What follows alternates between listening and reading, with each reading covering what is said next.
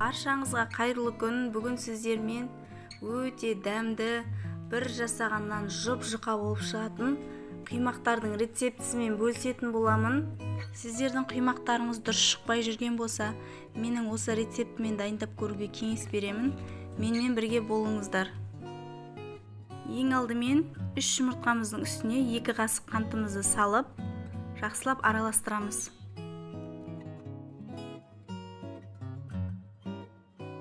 Енді үстіне 2 кесе сүтімізді құйып, сұйық майымызды құйып, бәрін бірге араластырып аламыз. 1 кесе ұнымызға 1 қасық разрыхителмен аздап тұз қосып, араластырып, електен өткізіп дайындап қойдым.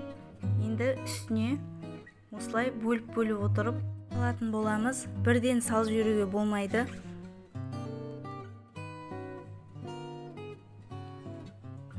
Неге құймақтарымыздың массасы дайын болды. Қою болмау керек. Енді табамызды майлап, орташа отта пісіріп алатын боламыз. Жарты шөміш қасықты құйып, осылай табаны айналдырып аламыз. Бірнеше секундтың ішінде пісіп шығады.